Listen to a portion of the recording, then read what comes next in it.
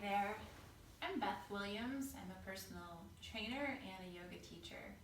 And I wanted to offer a gentle yoga practice for those of you that need to move a little bit slower in your practice, or maybe you have knee replacements or hip replacements or some shoulder replacement or pain. But this is also a practice that is accessible to anybody and for beginners as well. I wanted to start today's practice off by talking a little bit about what's going on in the state of the world. I feel like that's important for me to just to be a voice of nurturance, if you will. And I know that so many people look to their yoga practice for a way to find some calm and ease in an otherwise crazy world. But times have changed just within the last few months, and especially within the last couple of weeks, as many people are sheltering in place or being under quarantine. And so we're pretty limited in what we can do. And we may find ourselves in the confines of our homes and filled with fear and anxiety about just not knowing what's going to happen. And even though in most yoga practices, yoga teachers will say something to the effect of the only constant is change, and that we don't know how life will turn out for us. The truth is, right now, is that things are changing at an even more rapid pace, and that can be hard for us to really process it. And you may feel that your fear levels and your anxiety levels are elevated compared to normal. So this practice is going to help you to be able to calm your anxieties and really start to tune into what it is that you're grateful for. Hopefully we can have some time in our practice to really zoom into the things that we've taken for granted on a daily basis now that they're not available to us, and just to be able to give some gratitude for those things that we still have access to. So let's start off seated, and I'm sitting up on a bolster. You might prefer to sit on a folded blanket or a block. You will need a blanket, a couple of blocks for the practice today. So if you don't have those things, that's okay. You can improvise. You might use a pillow for your head. You might use a cushion for your knees. And some people will use books for blocks instead of a yoga block. Okay, close down your eyes and just let your hands rest comfortably on your lap.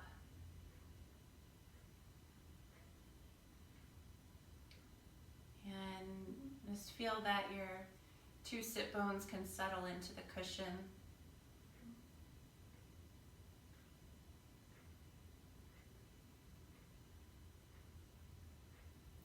And begin to notice now that you are breathing in through the nostrils and out of the nostrils.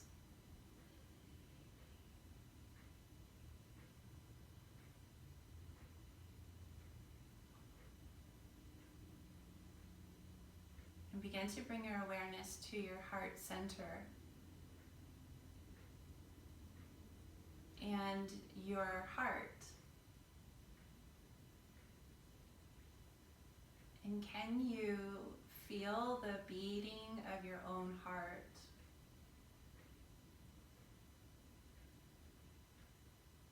Can you hear your heart beating?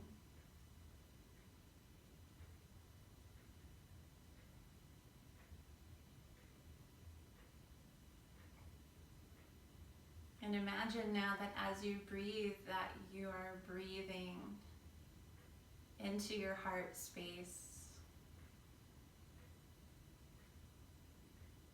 to let down your armor, to let down your anxiety, to let down your fears for right now, and to allow your heart space to shift into a place of comfort and ease and protection and compassion and joy.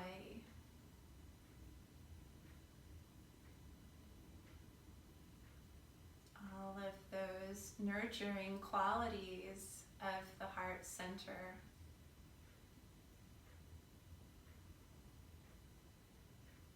And join your hands now in Anjali Mudra to the heart space. And as you bow your head in towards your heart, may you see with your inner eye that the heart space has medicine. It has its own pharmacy, if you will, not only to nurture yourself, to be kind, have loving kindness for yourself, but to be able to extend that out to other people. And reaching out to those that you love in a difficult time, even if it's over the phone or through a Skype session, can go a long way in helping us to heal our hearts and to heal other hearts. So just keeping that in mind as the days go on, that we have a long haul here, and if you find yourself being overly anxious, come to your mat, come to your meditation cushion, and reach out to a friend or a loved one. You can release your hands down now and allow your eyes to come to an open. All right, so we're going to have you start off on your back today. So you can move your bolster aside if you were using the bolster.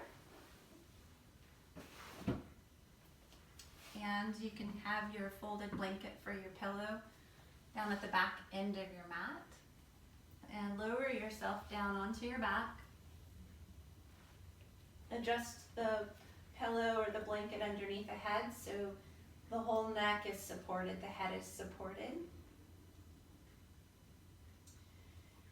And then rest your hands down, one hand on the belly and one hand on the heart center. And close your eyes. Your knees may be bent with your feet hip distance apart. Or if you prefer, you can straighten your legs here.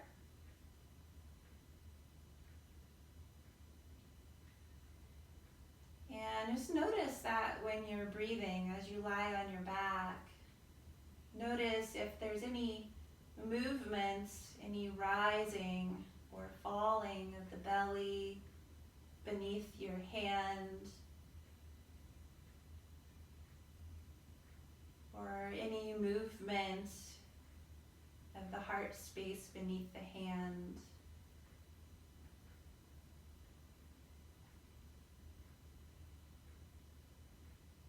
When we are in fear mode, when we are anxious, we often don't breathe fully. The breath may be more shallow, and our diaphragm, our respiratory diaphragm, can get stuck. It doesn't move as well as it should. So this practice today will be working with ways to help to get the diaphragm to move more freely and to get your breathing back to more of an even fluid rate where you're using the whole expanse of your lungs. So go ahead and switch hands. So whichever hand was on the belly, you can take to the heart center, and the other hand to the belly now. And so as you breathe in, notice that the belly can rise up into the hand. The hand rises up a little with that pressure. The rib cage expanding. And then lastly, the heart space lifts. Like right underneath the collarbones lifts. And then as you exhale, you might notice that your hand where your heart is lowers, your ribs contract, and your belly lowers, and it might even tighten a little bit at the bottom of the exhale. So we'll do that a few more times. Inhaling, belly rises, rib cage circumferentially expands, and the space around the shoulders and the clavicles lift, the heart space. As you exhale, heart center lowers, rib cage contracts, belly lowers and contracts. So doing that a few more times here.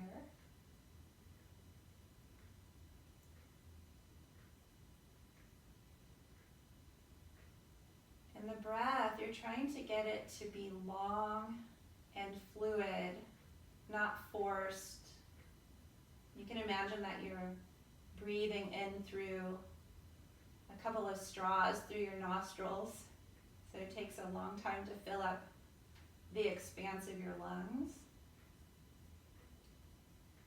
And you can imagine that you're also breathing out of those tubes, those straws out of your nose, so it takes a longer time to empty the lungs completely.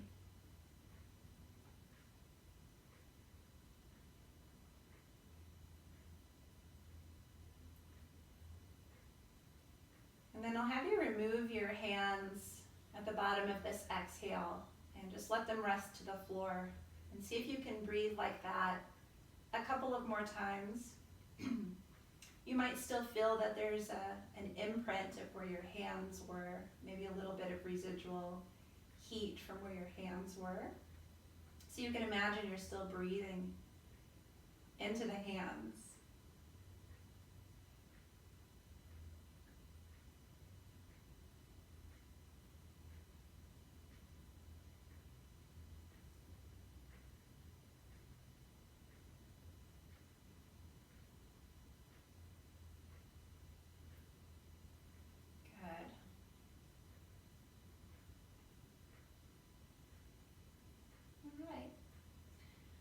Best you can, trying to maintain a nice long rhythmic breath throughout the practice. It's okay if you forget. I'll periodically remind you to come back to that nice long even flow of inhalations and exhalations. So next up, we're going to be working with hydrating the lumbar spine, and then we'll allow that hydration to move up to the upper spine as well. So you can think of the hydration is happening with gentle movement, much like when you lubricate your joints. Whenever you add in circular movements or flexion and extension, we'll also be hydrating our spine by movement, very gentle movement. So this is very subtle. So we'll straighten both of the legs the length of the mat. And from here, just let your arms rest in a comfortable position. I'd like for you to roll your legs in a little bit, just so that your kneecaps are pointing up and your toes are pointing up. Now on your inhalation, I'd like for you to point your toes. And then on your exhalation, as you exhale out all of your air, I'd like for you to flex your feet, your ankles, so your toes point straight up towards the ceiling. Okay, so as you inhale, pointing your toes, think of your greatest ballerina foot there. And then as you exhale, flexing your feet, pulling your toes back towards your shins. Finding a rhythm here, inhaling, pointing. Exhale, flexing.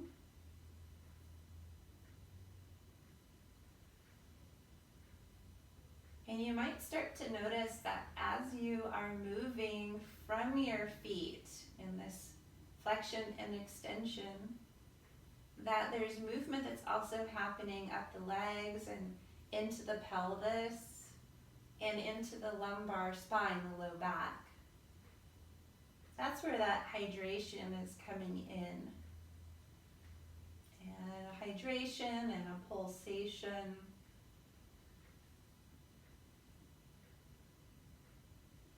Good.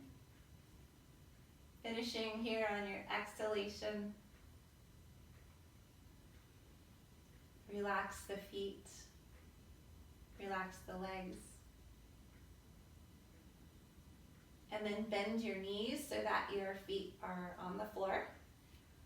And now we'll be working with hydrating the upper back.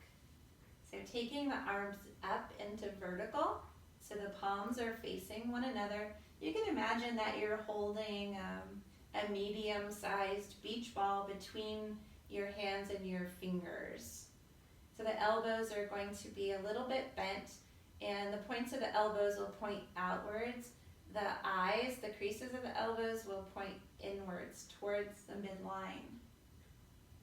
So here on your inhale, I'd like for you to reach your arms overhead, as if you're trying to set your beach ball behind you onto the floor. And then as you inhale, reach your arms back up to vertical, so your imaginary beach ball is over the chest. And then reaching that ball overhead. So each inhale, the ball returns back to above the chest. Each exhale, you reach that ball overhead. And you're not trying to limit the movement of your rib cage or your spine. You're allowing a natural extension and flexion to happen. So some of you might just feel that your upper back lifts away from the floor as you reach your arms overhead. And you might notice that when the ball returns over the chest, that your rib cage returns back down to the floor. Again, it's very subtle. Try to keep your elbows straight. So it's not about bringing your hands to the floor. This is really about the range of motion through the upper back. Okay, now we're going to put those two movements together. So for now, you can lower your hands, let your arms rest a little bit, and then you'll take your legs back into that extension, the straight legs. Roll the thighs internally just so that your knees point up, your toes point up. Grab your imaginary beach ball again so that your arms are vertical, straight up and down. So on your inhalation, I'd like for you to reach the ball overhead again, your hands overhead, as you point your toes. So essentially your toes and fingers are reaching away from each other. And then on your exhalation, bring your arms back up to that vertical, bring your toes back up towards the sky. So let's do that a few more times. Inhaling, reaching fingertips and toes away from each other. Exhale, reaching toes and fingers towards the sky. 3 more times with your natural rhythm of your breath. So moving slow. There's no need to rush this. We have plenty of time right now. And that's one of the things I've really been thinking about is we have all of this time now to really prioritize our lives. So go ahead and release the hands down and think about the things that are really most important to us. And I've seen a lot of you posting about how you've reorganized your work shed or planted a garden, or you finally got to do your art that you've been wanting to do, and it's really inspiring to me. So, okay. Next thing here, bend your knees to start. And I would like for you from there to bring your right knee in towards the right side of your chest. Not in towards the armpit, but more towards not in towards the sternum, but more in towards the armpit, excuse me. And grab the outside of your knee or shin if you can. If you've had knee replacements or there's knee pain, grab the back of your right thigh bone and interlock the fingers. Okay. Now once you've done that, I'd like for you to lengthen your left leg long to the floor. If that's not available to you, it is okay to have your left knee bent. Okay, so we're going to be moving with breath again. So with the rhythm of your breath. On this particular movement, on your inhalation, what I'd like for you to do is press your thigh bone into your hands, creating a little bit of resistance. You'll notice that your right thigh bone and hip crease becomes a little more spacious. It moves away from the ribs. And then on your exhalation, you're just going to simply relax all effort. So kind of relax all effort, but keep your hands behind the thigh. Okay, so let's do that several times. So on an inhale, press your thigh bone into the strength of your hands. So you will feel some engagement at your hamstrings, your glutes, your hip flexors. And then as you exhale, relax that effort. Nice long inhale. Press your thigh bone into your hands. Feel your strength. Nice long exhale. Release that effort. Twice more. Inhale. Press into your hands. Exhale, relax the effort. Creating space in our back. Last time, can you feel that space that's being created in your back? Your hips. As you exhale, release the effort. Now you can release your hands from the back of the thigh. Lower your right foot down to your mat with the knees straight. And then very slowly, start to walk your right toes, kind of like a little inchworm on your mat, to the end of the mat. Take your time, there's no rush here. What we're trying to focus on is feeling some length through the right inner thigh, the front of the pelvis, just to the inside of the ASIS. Sorry, some of you don't know what that means, but the hip, inside of the hip point. And once your leg is straight, I want you to relax both of your legs and just close your eyes and notice what you feel through the legs, through the pelvis and the hips, and into your low back. What do you notice? You might notice that one hip is heavier to the floor now. Maybe there's some warmth, maybe there's some better circulation or blood flow in your right hip. So we'll do that on the other side so that we can even this out. So bending the left knee, bringing the left knee in towards the left armpit, more that direction than the sternum. And either grab the shin, the knee, or the thigh. I'm going to grab the thigh here just because. Interlace the fingers. Okay, so on the inhalation, as a reminder, press the thigh bone into the strength of your hands. So you feel a little bit more space in the left hip flexors. Nice long exhale, relax that effort. You might notice that the thigh bone kind of settles into the pelvis a little more. Again, inhale, press the thigh into the hand. Let that inhale fully extend. And nice long exhale, relax your effort. Continuing inhale, press the thigh into the hands.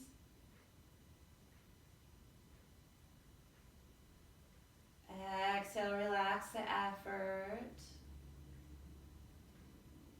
do that 3 more times. Inhale, press.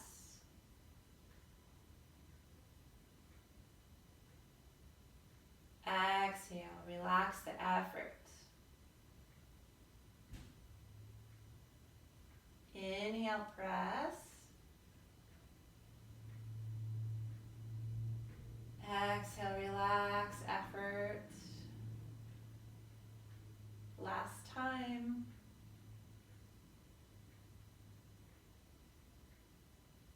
Relax the effort. Now, release the left foot to the floor with the knees still bent. And slowly walk your left toes to the end of the mat. And notice what you're feeling in the left inner thigh, your pelvic rim, your low back.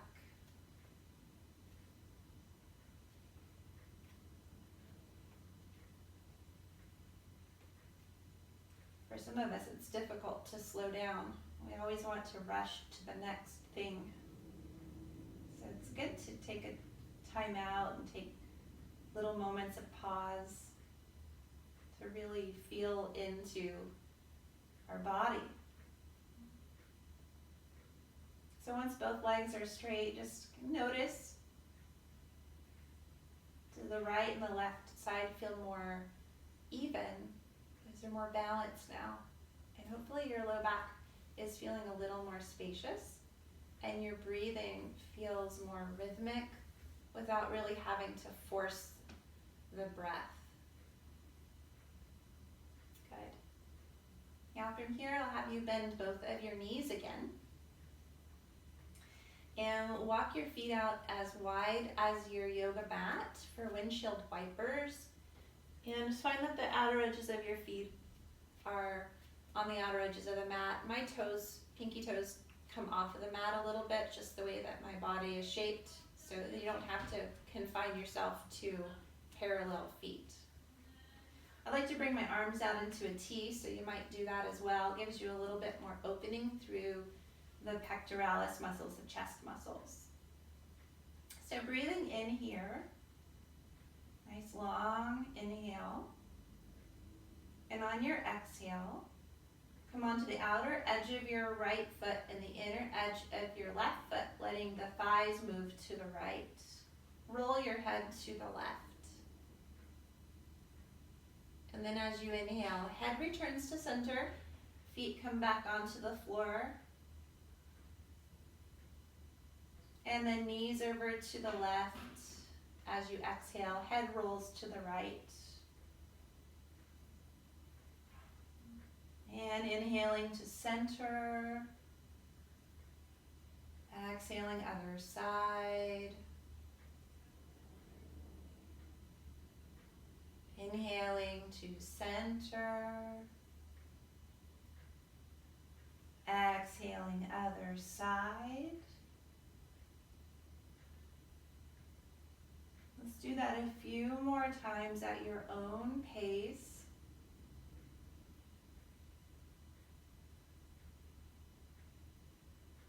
It's nice to feel that complete twist of the spine as you roll your head the opposite direction of the hips. And a lot of people ask me when I teach this pose or this movement if the hip should be lifted. So if the knees are to the right, yeah, the left side of your sacrum and bottom is lifted. And when your knees are to the left, yes, the right side of your gluteals and sacrum are lifted. And so we'll finish so that both sides are even. So we'll finish with the knees off to the left, the head off to the right. And then the legs come back into center, the head comes back into center. And bring the knees in towards the chest. Hold on to the knees or the thighs. And just start to rock side to side. So a rocking action, much like a mother rocking a baby to nurture the baby. And so we're accessing our own innate quality of nurturance. body and the nervous system, it likes rhythmic motion, likes the natural rhythm of the breath. That's why so many people feel soothed by the sound of the ocean, because it has that rhythmic sound. That's why we like rocking chairs.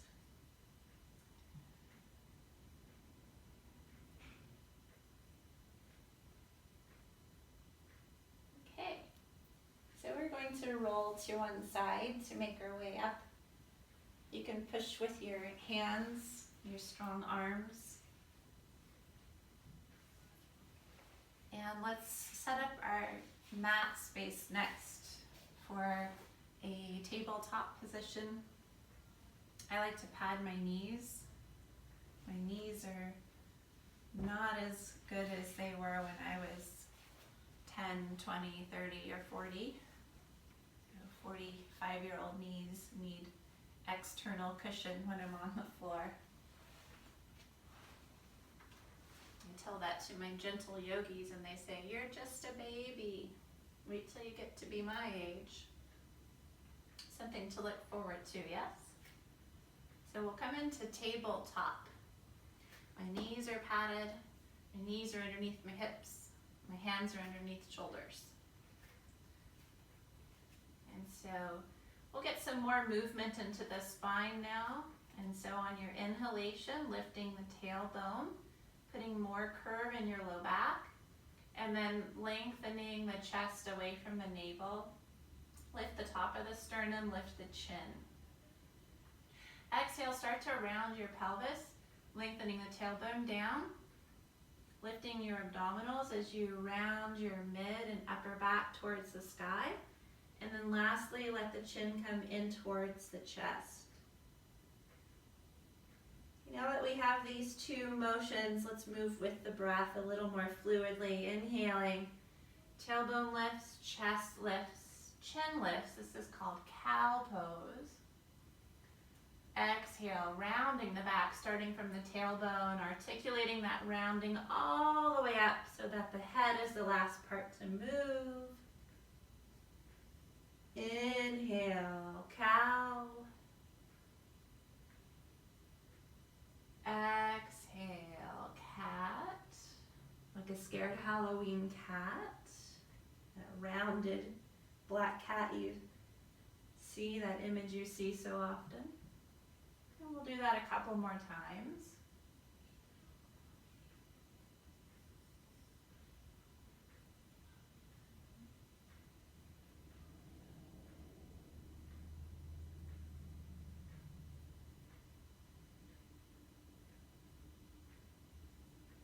So the wrists can get tired from being in this extension here, so we'll give ourselves a break in child's pose. So for me, having a hip surgery, it can be really difficult to get my hips back to my heels and my torso forward. So I like to have a block, and it just gives me something to settle down into. Now, if you have a hard time getting your hips to your heels because of hip surgery or knee surgery or knee pain, you can put a bolster in between your calves and your hamstrings just to give you something to settle back into, and that creates space in the knee joint. And then in that case, you might find you're on your elbows and you have to put a block underneath your forehead. So the elbows will be bent in that case. And otherwise, knees and hips are healthy. The knees a little wide, hips back towards the heels. And from here, lengthening the spine, forehead either to the floor or a block. If you don't have a block, you can make fists with your hands. Stack the fists one on top of the other to rest your forehead onto. Your arms might stretch overhead for those of you that would like to try that variation with the palms down. And tune back into your breathing. Even flow of breath in and out.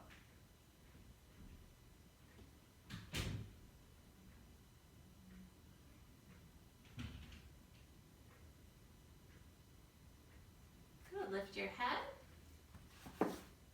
And bring your hands forward. And come back into your tabletop. So hands are under your shoulders, knees are under your hips. And from here, we'll take the right leg back into extension, so the right toes are connected down to the mat. Just a gentle stretching back through the heel and forward through the head. Feel a firmness around your low belly and your right glutes as you lift your right leg. And this may be where you stay today. You might notice a little bit of wibble wobble happening. That's your body's innate wisdom keeping you from losing your balance. You might take your left fingertips forward, or you might lift your left arm up parallel to the floor. Notice how that creates a little more instability. Are you holding your breath? Remember to breathe.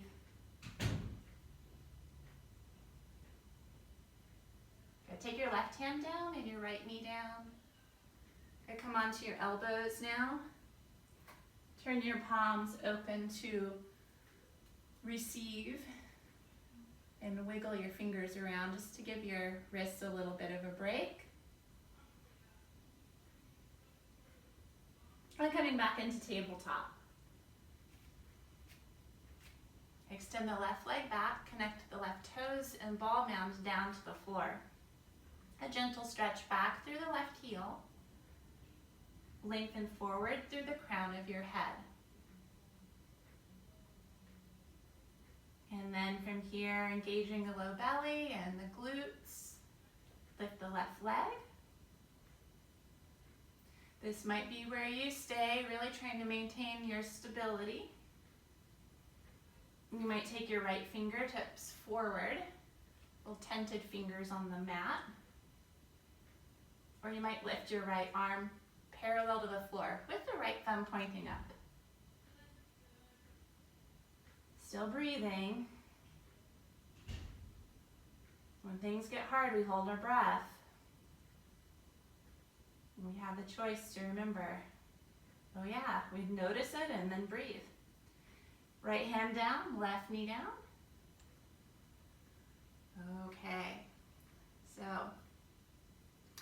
we'll go into downward facing dog next. If you need a break in child's pose before we go, that's fine. You can send your hips back towards your heels, or maybe put the cushion between your calves and your hamstrings, just to take some pressure off of the wrists. And then returning back into table. Bring your hands a little bit more forward of the tops of your shoulders, so your wrists are just slightly in front of the tops of the shoulders rather than directly underneath. Curl your toes under, lift your knees and your hips up. And have a little more bend to your knees, about 15 degrees to your knees here, as you push strongly with your hands to lift your hips up. And then pedal your feet in place one at a time towards the floor.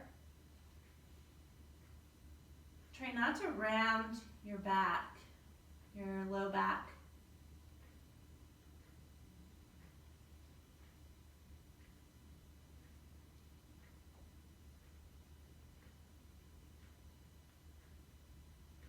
Good. So to come out, we'll start to walk the feet forward. I know we have a blanket here, so you might scoot it out of the way.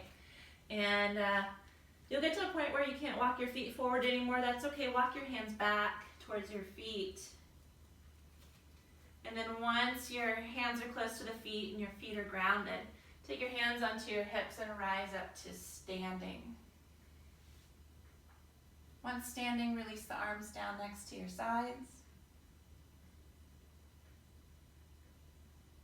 Standing in mountain pose or Tadasana pose. Returning to the rhythm of your breath. Feeling the nurturing quality of the breath. Breathing into the heart.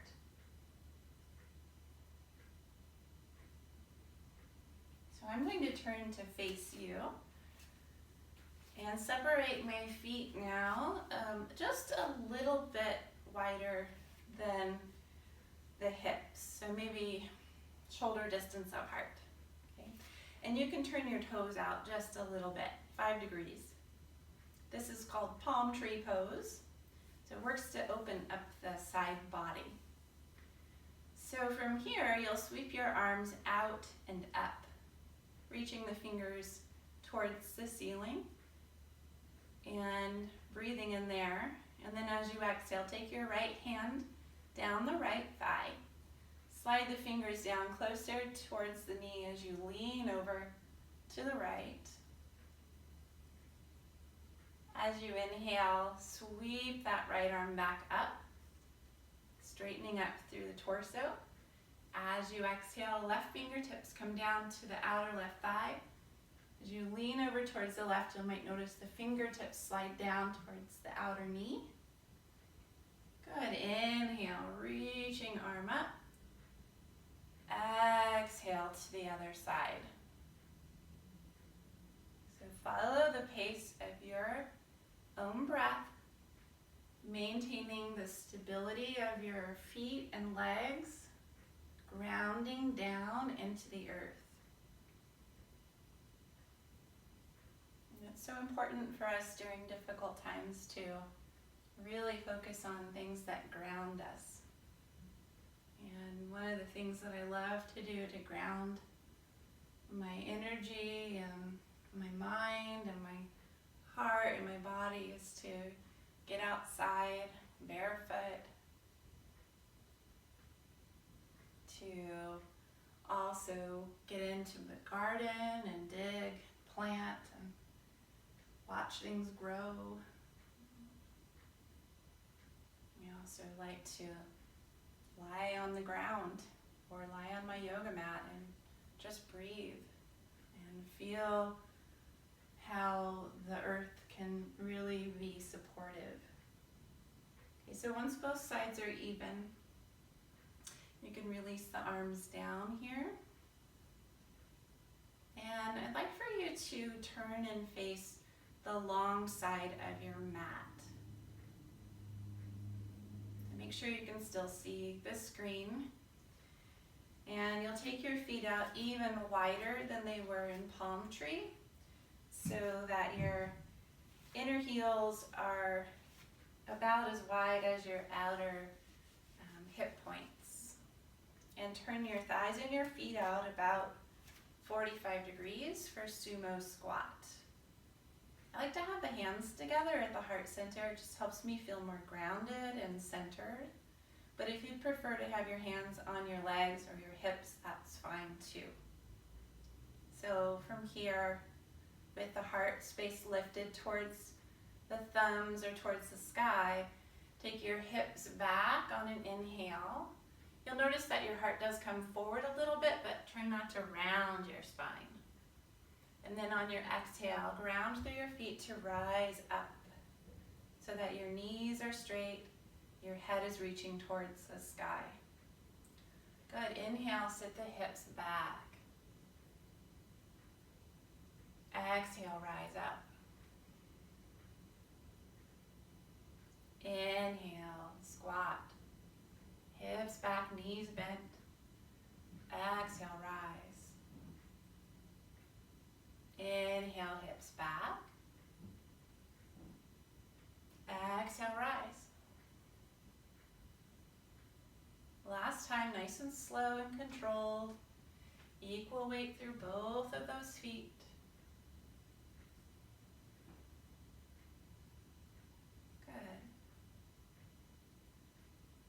Take your hands to your hips. Separate your feet out even wider this time, but start with the feet parallel to each other, so the toes are pointing forward. Good. We'll take the right heel out a little bit, so you're pivoting it out, and then seal the heel to the floor for warrior two, and then pivot the left heel. Pivot onto the left heel to turn the left toes out 90 degrees. Good. Lift up through the crown of your head, breathing in here. As you breathe out, with equal weight through both feet, bend your left knee so that the knee is over the heel, or pretty close to it. Again, equal weight through both feet. Inhale, straighten the left knee. Try not to lock the knee. Exhale, bend the knee so that the shin is vertical, straight up and down. Inhale, straighten. Exhale, bend. Inhale, straighten. Exhale, bend. Last time, straightening the knee. Exhaling to bend. Now keep that front knee bent. Keep equal weight through both of your feet. You might take another inhale here to really focus on creating length and space through the ribs and taking the arms out into a T shape. So the arms are parallel to the floor, palms facing down. Good. And turn your head to look past your left fingertips.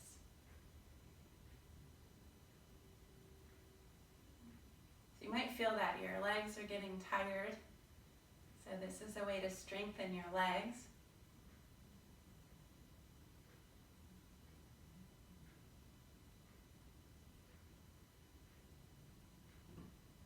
Good. Straighten your front leg.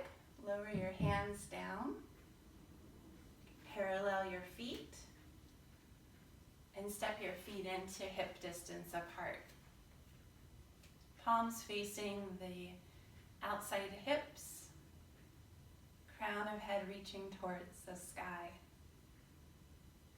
You might notice one side feels a little more grounded or rooted into the mat, into the floor.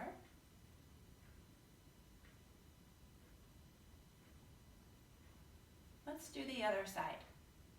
Take your feet out wide. Start with your feet parallel to each other.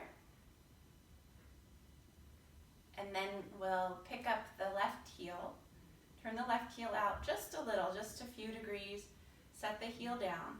That helps to internally rotate the left thigh bone. Pivot onto the right heel to turn the right toes out. Good. Hands can be at your hips here. Take a breath in. Really lengthen and lift up through the torso, the sides of the neck, the crown of the head.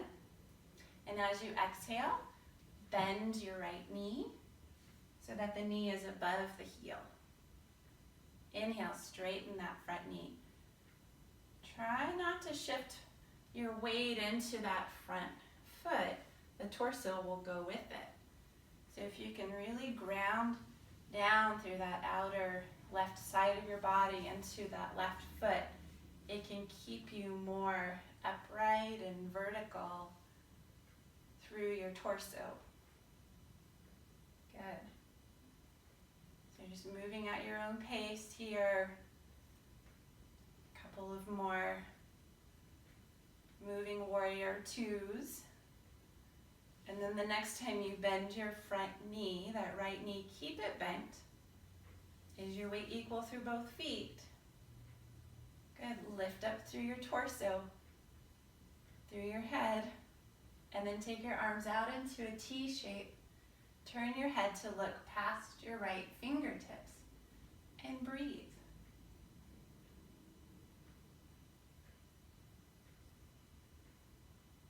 Inhaling to lengthen the spine. Exhaling to ground through the feet.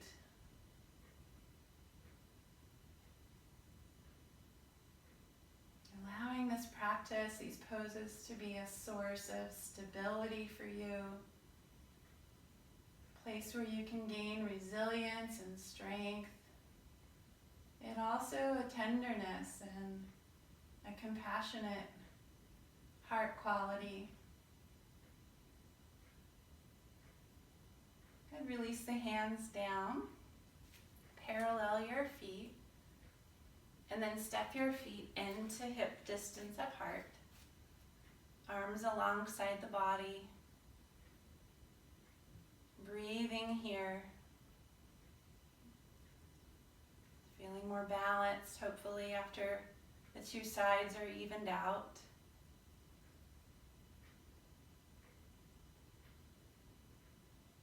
Good. So we'll do one more standing posture. So this is a variation of extended side angle.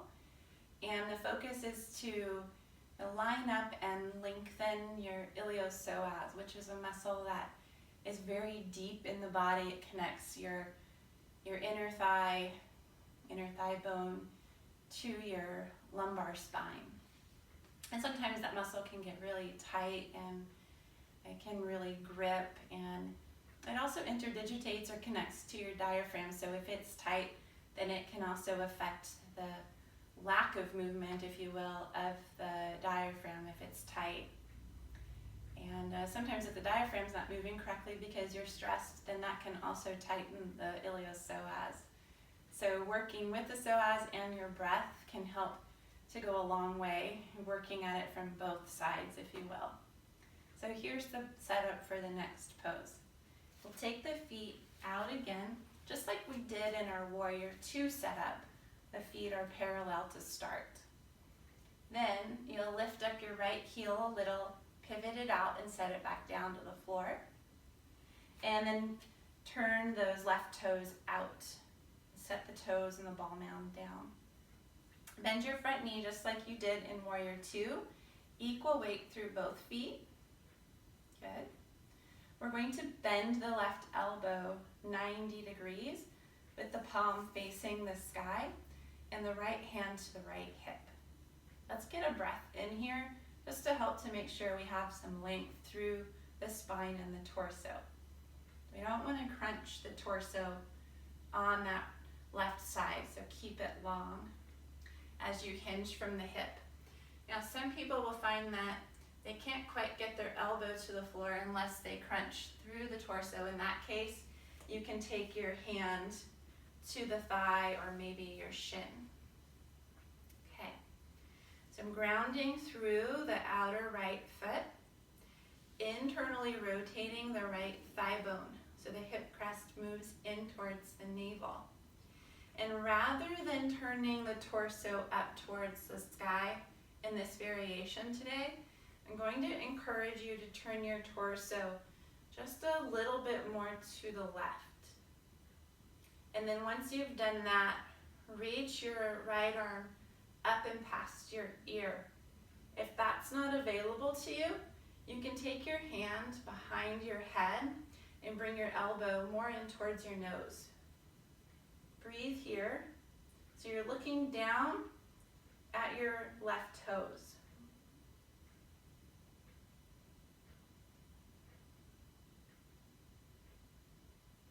Good. One more breath, guys.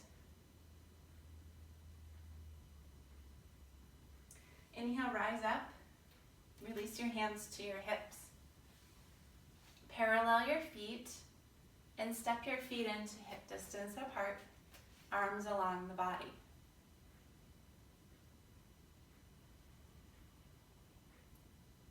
It's always nice to come back to center and recalibrate your breath to a place that feels more poised and has more of a sense of equanimity. Good. Take your feet apart again for the second side of extended side angle. So we'll pick up that left heel, turn the left heel out, set it down, and turn those right toes out 90 degrees. Bend the right knee just like you did in Warrior 2. Good. And we'll also bend the right elbow. Palm facing up. Inhale, lengthen through your torso. Exhale, hinge from the hip. Try not to laterally arch your spine. You might even straighten the elbow if you can't quite get the forearm to the thigh. And rather than turning your torso up towards the ceiling, rotate your torso a little bit to your right. So that encourages an internal rotation in your left thigh bone, hip crest, spine. And then you can either grab the back of your head with your left hand, bringing the elbow in towards the nose, or you can reach that arm up and past the ear. Really reach through your fingertips so you get that nice long length, and if you can't quite straighten the elbow, you can keep the elbow bent. One more breath here, guys. I know if muscles are quivering or tired, it's hard to stay in the pose, so always listen to your body. Straighten the front knee, bring your torso up, release the arms down, and parallel the feet. Let's take one breath here.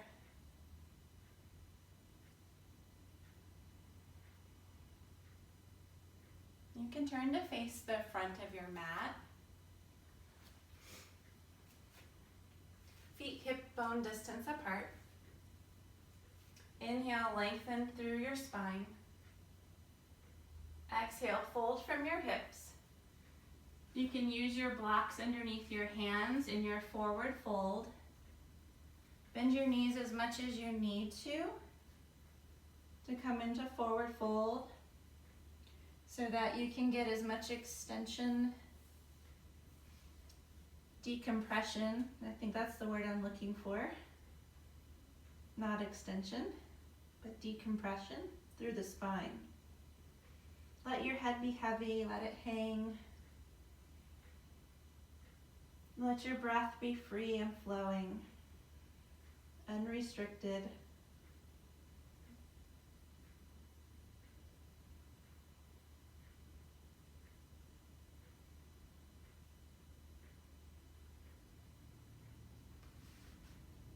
Lengthen your spine forward and halfway lift. Step your right foot back into a runner's lunge. Lower your right knee down. Bring your left knee back so you're in a high tabletop. And then you'll move your blocks aside. And we'll make our way onto our belly, onto the abdomen. I like to bring the forearms down, the elbows to the floor, and walk the knees back and then lower the pelvis down. Just making sure I have enough room on my mat for my hands to be on the mat, my face to be on the mat, not on the floor. And then from here, we'll go into prone mountain. This is a great way to create better posture when you're standing. So the hands will be palms down under the shoulders and the forehead resting onto the mat. And try not to squeeze the elbows in towards your sides, nor let them hang out. Try to find a nice little sweet spot where your elbows are neither out or in, but somewhere in between. And also where you can feel the four corners of your hands pressing equally into the mat. Also try not to let your shoulders round forward. So there's going to be a little bit of a lift of your shoulders away from the floor and a firming of your shoulder blades on the back. Good. Now lift your head so that your nose is just touching the mat. Your eyes are looking straight down. And put about 1 to 2 pounds of pressure into your hands. And when you do that, start to lift your nose away from the floor an inch or two. We're not going into cobra, so the tendency will be to lift the chest here. You're keeping the heart space low, looking down and lifting the back of the head towards the sky. Breathe here.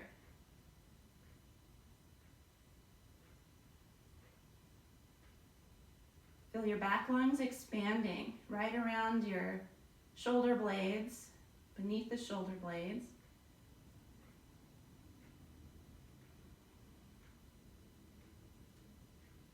Good, and then on your exhale, you can lower all the way down. Make pillows with your hands. Turn your head to one side and rest your cheek on your top hand. Go ahead and relax your legs, your hips, your belly, your back, your shoulders, your eyes, your jaw. And you might even take in a few nice deep breaths. Letting out a soft sigh of relief as you exhale.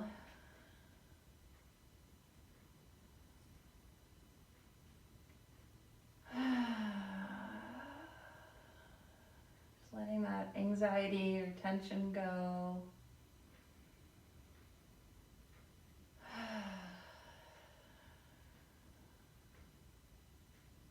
Good. Okay, so next we'll be working with the half locust pose with the prone mountain upper body. And so we were just there with the hands, palms down under the shoulders, and finding that sweet spot of where the elbows and the shoulders need to be. The nose on the floor to start. Lengthen through the crown of your head as you lift your nose. Keep that length.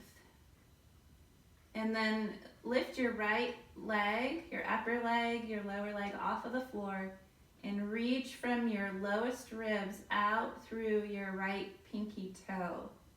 As if you could grow your pinky toe of your right foot out of the rib cage.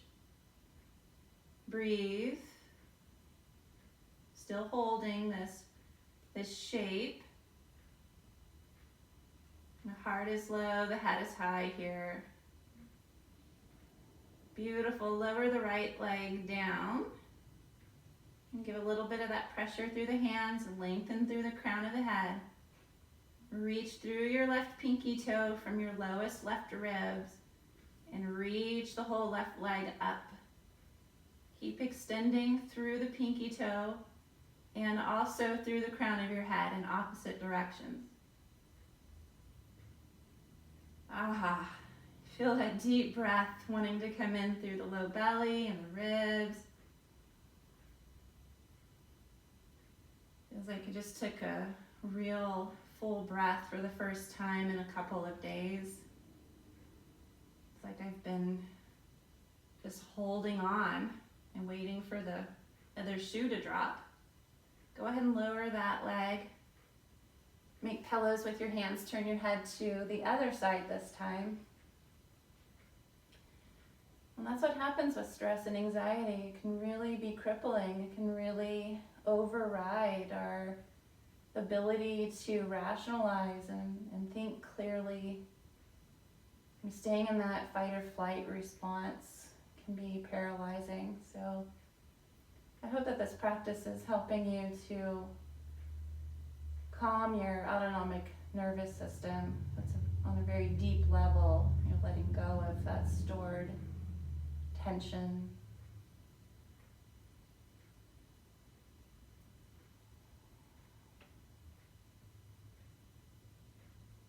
This is one of my favorite transition postures before we come on to our backs. So it's called slumber party pose. I know a lot of teachers call it that. So you're going to come onto your elbows, forearms. Find that your elbows are just a little bit forward of the shoulders on the floor, and you can interlace your fingers here. And from here, I like to bend the elbows and press down into the elbows a little bit so you're not collapsed through the chest and the neck. And create a pillow with your knuckles for your forehead to rest onto. And then if it's available to you, bend your knees. And I like to do one at a time. I usually have one side that's a little tighter than the other, so I have to accommodate for that. Resting the head to the hands, bending the knees if that's available to you, and make circles in the air with your ankles. Just circling the feet around.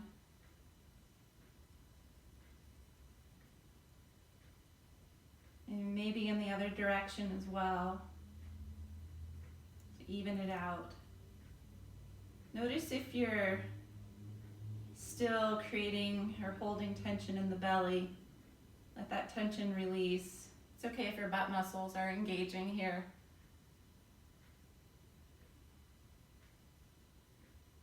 Good, and then release the feet down. Take your hands, palms down under the shoulders, and use your strength to push yourself up onto your knees.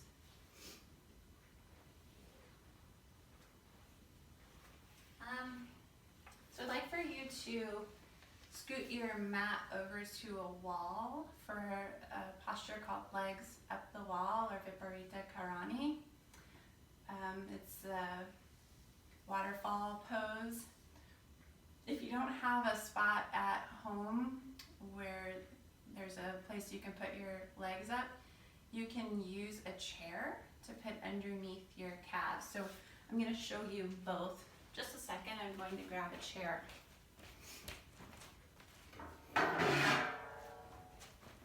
So if you do not have a wall, you'll just grab a folding chair, or maybe you have a dining room chair. Folding chair works better because there's space for you to put your feet through. And depending upon the length of your legs, you might have to put some padding, a little bit more height onto the chair. So like this. And then you want to sit pretty close to the chair, and you kind of lie back onto your elbows and put your calves up onto the chair. You thread your feet through. Mine doesn't have a back on it, so it's easy for me to get my feet through, but you'll have to kind of point your toes to get your feet underneath the chair back, and then lower yourself down here. So the knees are a little more forward of the hips, and the arms resting out to the sides. Okay, so that's the legs on the chair, which is a substitution for legs up the wall. So if you're already settled into the chair, just stay there. And for those of you that are wondering what legs up the wall is, I'll show you really quick. So I am going to move my yoga mat.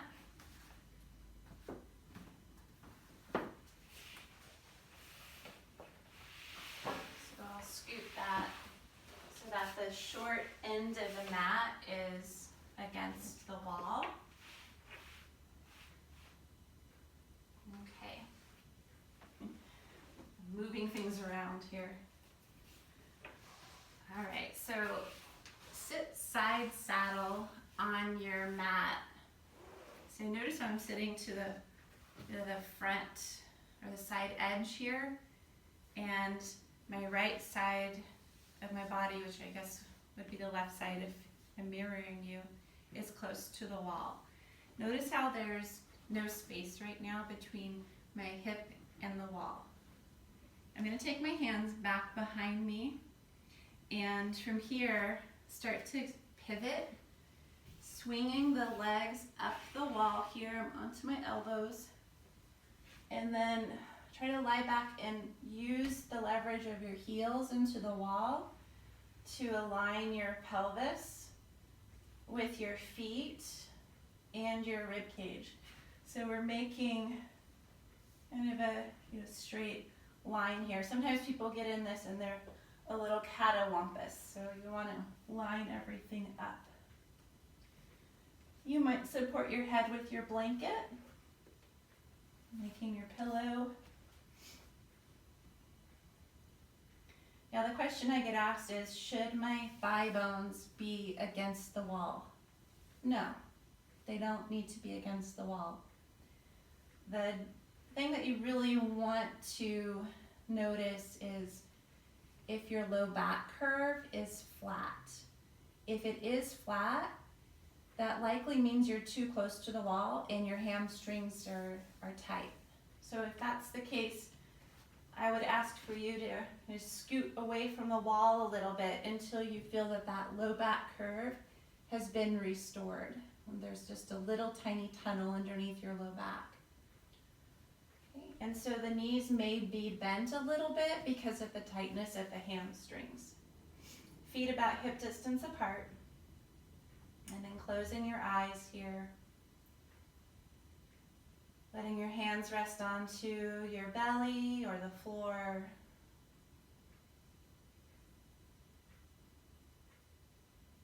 And bringing your awareness back to your breath.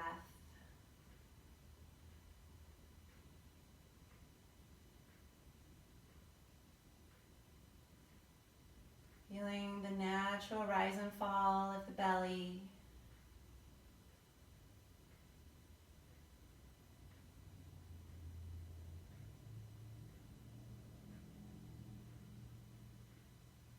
And you can imagine here that your body is like water. The image of the fluidity of water.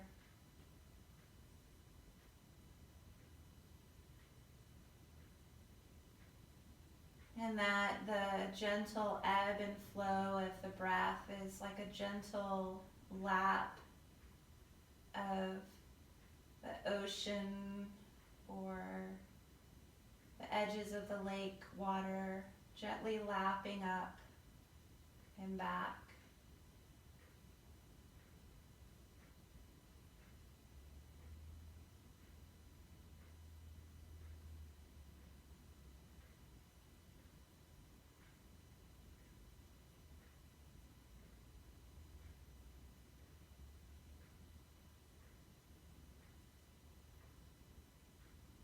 And any murkiness or any feeling of the anxiety of the unknown, we're just letting that dissipate now and letting the murkiness clear, keeping our hope and our faith strong.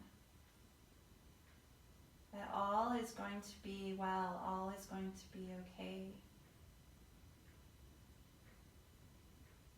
And may we feel that strong resolve in our heart, in our minds, and in our bodies. Tapping into that sense of clear water, clear mind, clear and open heart.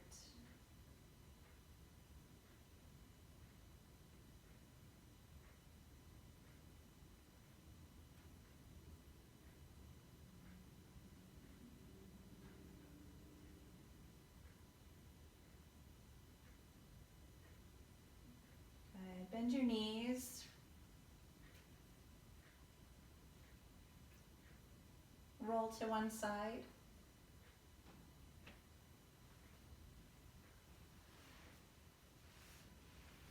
You can make your way into a reclined position onto your back if you would like for the remainder of the practice.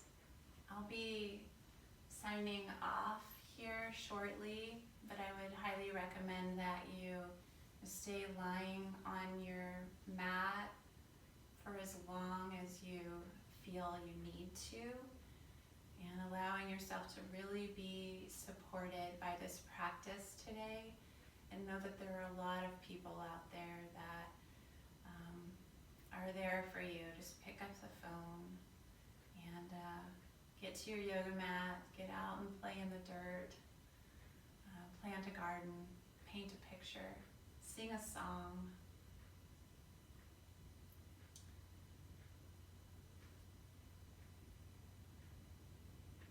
Thank you for practicing with me today. I hope to see you back again here, and hopefully in person soon. Namaste.